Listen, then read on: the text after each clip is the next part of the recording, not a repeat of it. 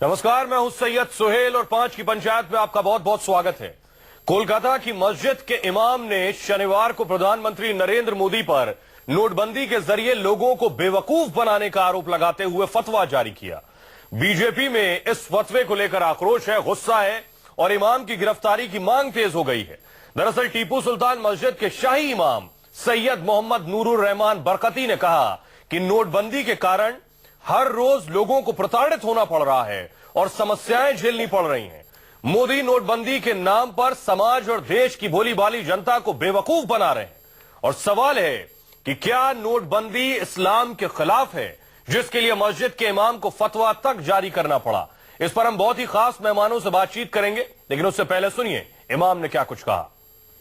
बाल को मुड़ाकर और ब्लैक कलर करके उसके सर और चेहरे में काली लगाकर उस शख्स को बिल्कुल जो भी ऐसा करेगा उसको 25 लाख रुपया इनाम और उनका मस्जिद की तरफ से दिया जाएगा।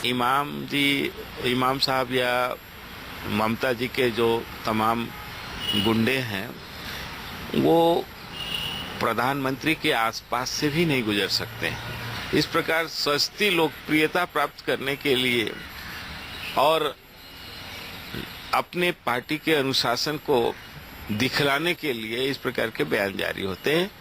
ऐसे कोई आदमी अगर बोलता है तो वो सिर्फ बयान होता है और ऐसे किसी भी बयान की मैं निंदा करता हूं। नरेंद्र मोदी से हमारे वैचारिक मतभेद हैं, देश को वो तबाह कर रहे हैं, कहीं इसमें कोई दो राय नहीं है, लेकिन साथ साथ देश के प्रधानमंत्री होने के नाते इस तरीके का कोई भी बयान देना, और न सिर्फ ये कि प्रधानमंत्री के खिलाफ किसी भी आदमी के खिलाफ अगर ऐसा बयान दिया जाता है वो निंदनीय है। चलिए, सबके आपने बयान भी सुन लिए और इमाम साहब के भी बयान सुन लिए। बहुत ही खास मेहमान हमारे साथ बीजेपी के प्रवक्ता विजय सोनकर शास्त्री साहब, वीएचपी के प्रवक्ता विजय शंकर तिवारी साहब और प्रेसिडेंट ऑल इंडिया इमाम एसोसिएशन मौलाना मोहम्मद साजिद रशीदी जी, और कुछ वक्त में समाजवादी पार्टी नेता पंखुड़ी पाठक भी जुड़ेंगी। रशीदी जी, मेरा सवाल आपसे ये कि एक इमाम का काम है नमाज पढ़ाना, देश और कौम की तरक्की के बारे में सोचना, लोगों को सही गलत समझाना, इस्लाम के बारे में समझाना। बरकती साहब को आप इमाम मानते हैं, वो काम तो हजामों वाले कर रहे हैं। वो बता रहे हैं कि आप दाढ़ी और सिर के बाल ले आए तो आपको 25 लाख का इनाम मिलेगा। क्या नोटबंदी से इतना हाथ है और आप फतवा जेब में लेकर घूम रहे हैं, कहीं भी फतवा जारी कर देते हैं? देखिए, एक तो आपकी रिपोर्ट में कहीं फतवे का कोई जिक्र नहीं आया, मैंने भी फतवा जारी किया गया, मैंने भी सुना है। दूसरे मैं आपसे कह देना चाहता हूं, नोटबंदी वाकई एक ऐसा अमल हिंदुस्तान के अंदर हुआ है, इसमें कोई शक नहीं है, कोई दो राय नहीं है कि नोटबंदी से बहुत सारी परेशानियां जमीनी सतह पर हुई हैं।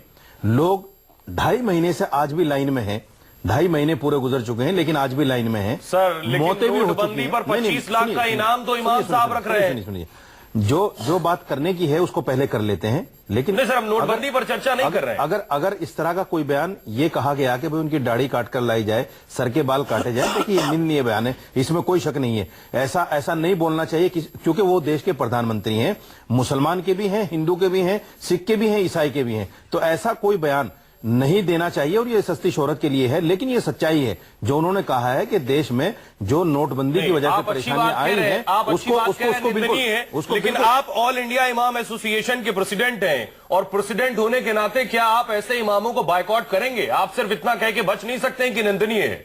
नहीं, ऐसे देखिए, मैं एक बात कहना चाहता हूं इमाम एसोसिएशन के माध्यम से कि ऐसे लोगों को कम से कम जब बयान देने बैठें तो पहले से अपनी तैयारी करें और इस तरह के बेहुदा अल्फाज ना कहें। बेहुदा अल्फाज कहना किसी भी ऐसे बड़े आदमी के साथ, उसमें जो एक अच्छा पद, संविधानिक पद पर जो आदमी हो, उसके बारे में इस तरह के भद्दे अल्फाज नहीं इस्तेमाल करने चाहिए। वो हमारे भी प्रधानमंत्री हैं, क्या हुआ, मतभेद हो सकता है, बहुत सारी बातें, हमारी नजरियाती इख्तिलाफात हमारे उनसे हो सकते हैं, लेकिन इसका मतलब ये नहीं है कि हम उनके सरेआम बेइज्जती करें, नहीं करना चाहिए। शास्त्री जी, आपने भी सुन लिया और तिवारी जी आप भी सुन रहे हैं क्या कह रहे हैं प्रेसिडेंट ऑल इंडिया इमाम एसोसिएशन के। मेरा सवाल आपसे शास्त्री जी, सिद्धार्थनाथ जी कह रहे हैं कि इमाम को जेल में डाल दो, बेशक पुलिस जांच करे, एफआईआर दर्ज करे और अगर जेल में डालने जैसी स्थिति हो तो वो भी कर ले, लेकिन सवाल इससे एक कदम और आगे है। कुछ दिन पहले भारतीय जनता पार्टी के पश्चिम बंगाल के अध्यक्ष, मेरे से बेहतर आप जानते होंगे, दिलीप घोष को, जिन्होंने कहा था ममता दिल्ली में नाटक कर रही थी, तब हम चाहते तो उनके बाल पकड़कर उन्हें निकाल सकते थे। आप दिलीप घोष के खिलाफ क्या कार्रवाई की गई सर?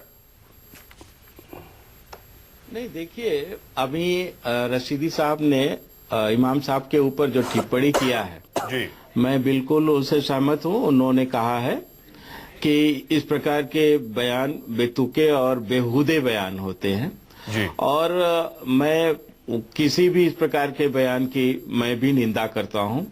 मैं नहीं समझता कि राजनीति में एक परिष्कृत स्वरूप होना चाहिए। हर व्यक्ति को इज्जत और सम्मान मिलना चाहिए। बाकी संविधान में भरोसा रखना चाहिए। संविधान उसको खुद ही मेरा जो सवाल आपसे बिल्कुल सीधा और सटीक है, और जहां तक शास्त्री जी, मेरा सवाल बिल्कुल सीधा सटीक है। आपके वेस्ट बंगाल प्रभारी सिद्धार्थ नाथ जी कह रहे हैं कि इमाम साहब को जेल में डालिए, ठीक है, लेकिन ये कार्रवाई आप अपने नेताओं पर क्यों नहीं करते हैं? जब आपके नेताओं की लंबी लिस्ट है, साक्षी महाराज, 4 बीवियां, 40 बच्चे, कल का ही बयान है। दिलीप घोष कह रहे हैं ममता बनर्जी को बाल पकड़ के बाहर कर देते। परवेश वर्मा ने क्या कहा ये आप जान रहे हैं। सर, कहीं तो आप एग्जाम्पल सेट करिए गवर्नमेंट में होने के नाते। देखिए, हमारे यहाँ जिस प्रकार के जो भी बयान आए हैं उसको पार्टी ने उसकी निंदा किया है। इस बात को आप स्पष्ट समझ लीजिए।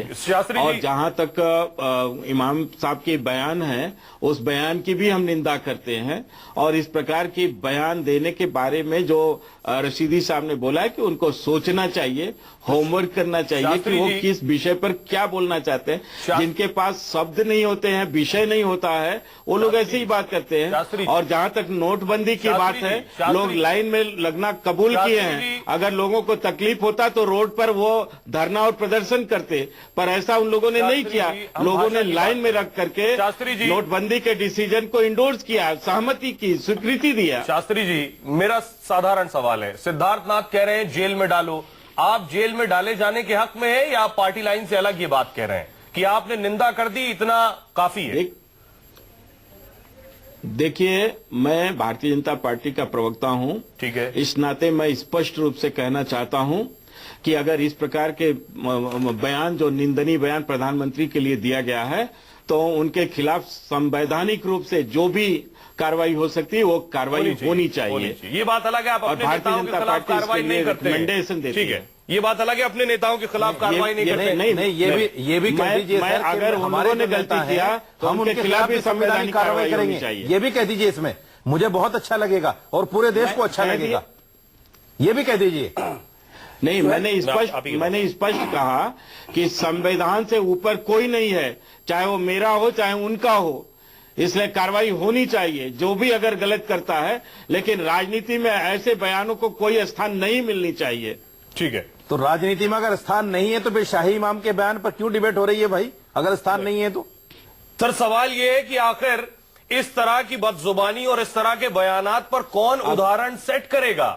बड़ा सवाल ये, हम सिर्फ ये कह दें कि ये निंदनीय है और ये कहकर या उनका निजी बयान है ये कहकर किनारे हो जाए, आखिर कब तक? मेरा सवाल आपसे विजय शंकर तिवारी जी, आप साध्वी प्राची के बयान को डिफेंड करते हैं। साध्वी प्राची अगर कहती हैं कि अब मुसलमान मुक्त भारत होगा, अखिलेश औरंगजेब हैं, तैमूर पैदा करने वाली करीना भारतीय मां नहीं हो सकती, इन्हें आप डिफेंड करते हैं, इमाम के बयान पर आप क्या कहेंगे?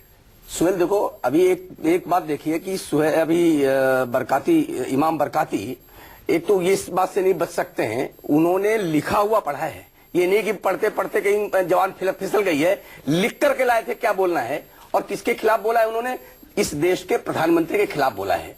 इस देश का प्रधानमंत्री 130 करोड़ 28 करोड़ जितने भी लोग हैं उनके प्रधानमंत्री हैं वो। साध्वी जो बोलती हैं, ठीक बोलती हैं। मैं बोल रहा हूं, मैं आपकी बात पर आ जाऊंगा, आपकी बात का उत्तर भी दे दूंगा। दुनिया भर के चहेते प्रधानमंत्री हैं और ऐसे में जब स्वच्छता अभियान चला रहे हैं तो स्वाभाविक रूप से इस देश का जो बैड एलिमेंट है उसको दर्द हो रहा है और उसमें भौंकने की आवाज आई है। मैं कहता हूं कि जो बड़ा व्यक्ति है जब चलता है तो कुत्ते भौंकते रहते हैं, लेकिन वो कुत्ते जब भौंकते हैं तो उनका इलाज भी करना पड़ता है। ऐसे जो लोग हैं जो इस प्रकार भौंक रहे हैं और प्रधानमंत्री के खिलाफ भौंक रहे हैं, जो साक्षी निश्चित महाराज कह तौर रहे हैं, वो पर ठीक उनको कह रहे हैं? नहीं मैं बता रहा हूँ तिवारी जी, आपको। थोड़ा योगी लैंग्वेज आदित्यनाथ पर ध्यान नहीं, दीजिए। नहीं, आपसे इन शब्दों की उम्मीद नहीं है। कैसे आपसे इन शब्दों की उम्मीद नहीं है कि एक इमाम के बारे में, एक इमाम के बारे में इस तरह के अल्फाज मत इस्तेमाल कीजिए आप।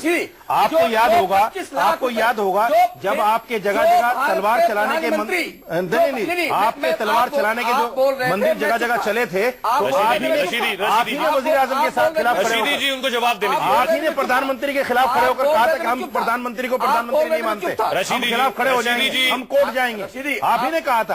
आप अल्फाज को थोड़ा सा ध्यान में रखिए। रशीदी जी, किसी भी इमाम के खिलाफ आप कुत्ते लफ्ज का इस्तेमाल नहीं कर सकते। आपने बहुत बुरा लफ्ज बोला है, इसको वापस ले लीजिए, इसको वापस ले लीजिए। तो साध्वी प्राची को क्या कहेंगे आप?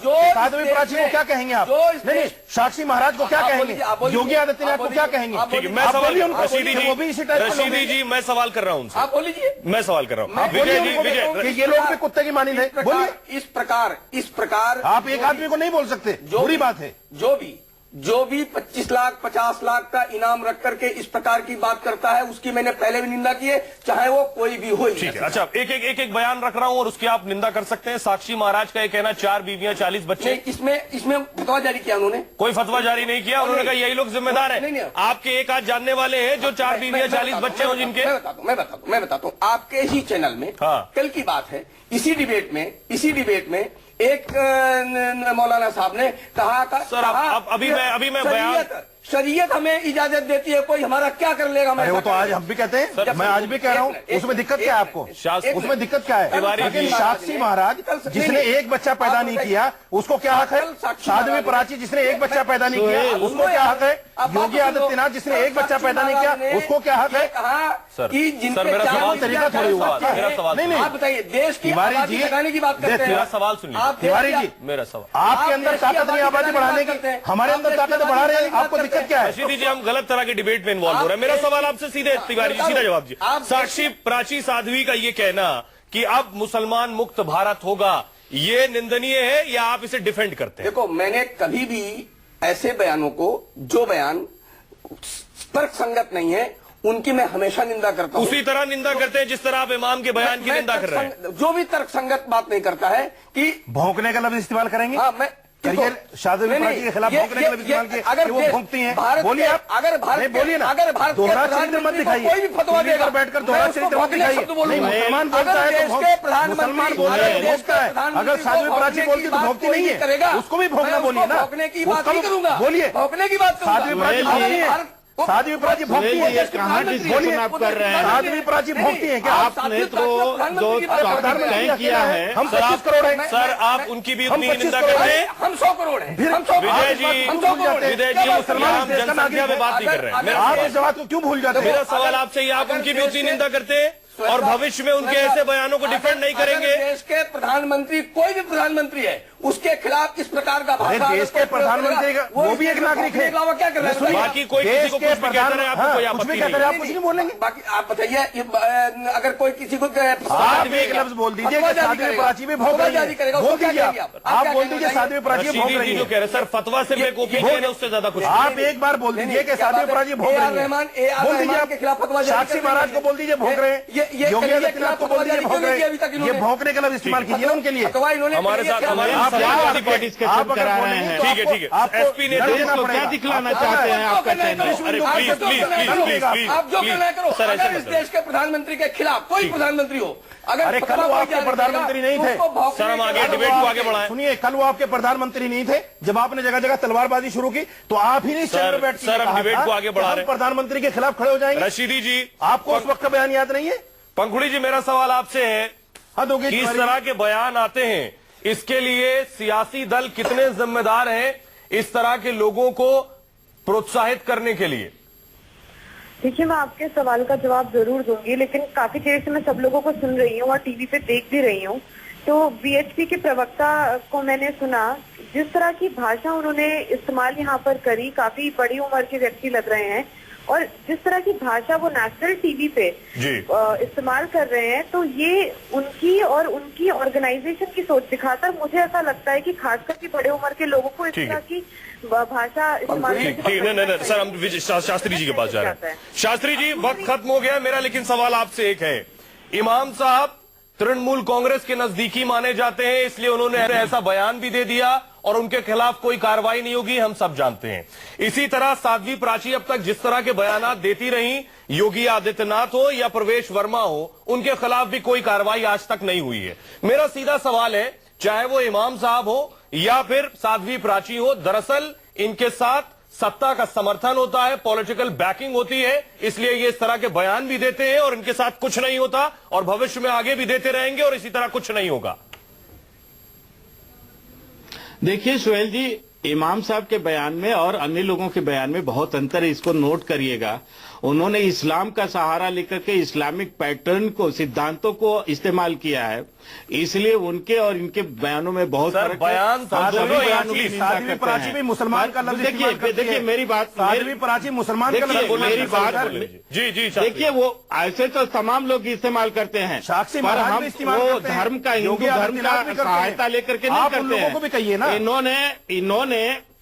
इन्होंने जो इस्तेमाल किया है, जो धर्म का सहारा लिया, शास्त्री इस्लाम जी, का दोनों सहारा ही लिया, बयान, इसलिए आज दोनों ये ही टॉपिक बयान नहीं बना कर है। दिए जाते हैं। ये देखो, गलत कोई भी हो, वो गलत है। सुहेल जी, हमने आपका टॉपिक क्या है? आपका टॉपिक तो यही है ना कि क्या नोटबंदी इस्लाम के विरुद्ध है, तो आपने इस्लाम का सहारा लिया है और इमाम साहब ने भी इस्लाम का सहारा लिया था, इसलिए वो निंदनीय है। नोटबंदी इस्लाम में भी कहीं प्रतिबंध नहीं है, इस्लाम में सूदखोरी प्रतिबंध है, इस्लाम में किसी को सूद देकर के गुलाम वक्त खत्म हो बनाना गया। बहुत बहुत शुक्रिया आप सभी मेहमानों का। बड़ा सवाल ये कि अगर आप इमाम साहब के बयान से आग बबूला हैं तो आपको साध्वी के बयान से भी गुस्सा आना चाहिए, और अगर आप साध्वी के बयान से आग बबूला होते हैं तो आपको इमाम के बयान की भी निंदा करनी चाहिए और आपको गुस्सा आना चाहिए, तभी आप एक निष्पक्ष सोच रखते हैं। बहुत बहुत शुक्रिया आप सभी मेहमानों का। इस बीच एक बड़ी खबर